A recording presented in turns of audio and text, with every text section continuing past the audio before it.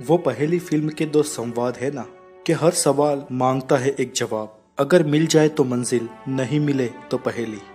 दोस्तों, हमारे देश में भी कई ऐसी पहेलियां हैं जिसके ठोस जवाब हमें आज तक नहीं मिले, और आज वो पहेलियां भारत के सबसे बड़े रहस्यों में तब्दील हो चुकी है। आज ऐसी ही कुछ पहेलियां और रहस्यों के बारे में बात करेंगे इस एपिसोड में। द नॉलेज में आपका स्वागत है दोस्तों। मैं हूँ हितेश गिरी गोसाई, और आइए कुछ रहस्यों की छानबीन करते हैं।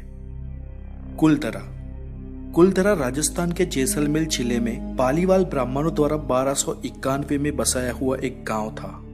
कहते हैं कुलधरा में रहने वाले लोग बहुत ही अमीर थे और कुलधरा एक समृद्ध गांव था, और यहाँ के लोग पूरे एशिया में अपना व्यापार फैलाए हुए थे। पालीवाल ब्राह्मणों द्वारा बसाए हुए लगभग 600 घरों के इस गांव की बनावट भी वैज्ञानिक दृष्टिकोण से अति उच्च कोटि की थी, और वहां के लोग पीढ़ी दर पीढ़ी अपना सुखी जीवन निर्वाह कर रहे थे। लेकिन 1825 की एक रात में इस गांव के लोग किसी रहस्यमय कारण से एकाएक गांव छोड़कर चले गए।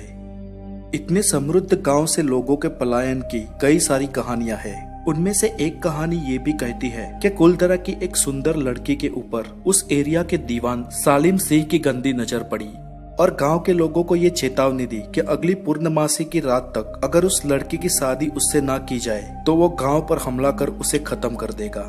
और इसी कसमकस के चलते गांव के लोग अपने गांव की बेटी की इज्जत बचाने के लिए रातों रात इस जगह से पलायन हो गए। वहां पर दूसरे कुछ दस्तावेज ये भी कहते हैं कि अचानक हुई पानी की अति तंगी के कारण गांव के लोग उस जगह को छोड़कर चले गए। और इसके अलावा भी कई और कहानियां हैं, लेकिन इस जगह को रहस्य में दो चीजें बनाती है।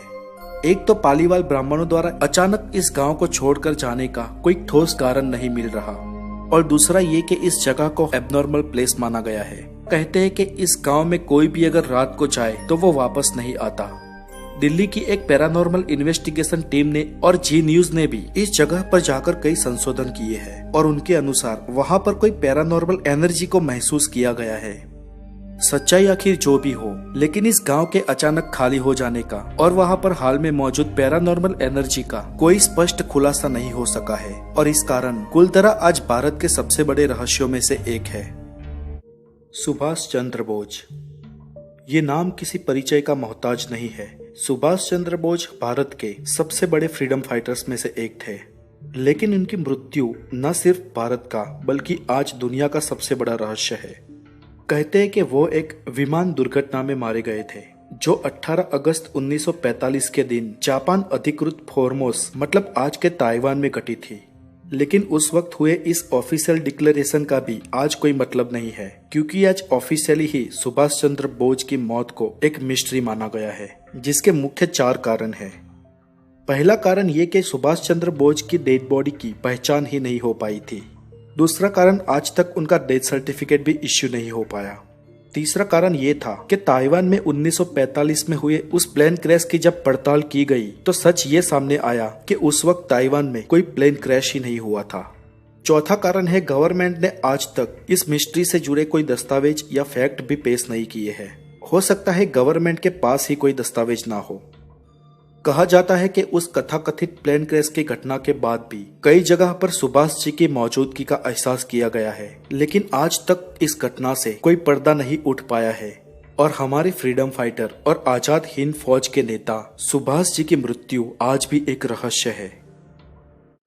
जतिंगा वैली। आसाम की खूबसूरत वादियों में स्थित जतिंगा वैली पक्षियों की आत्महत्या के लिए मशहूर है।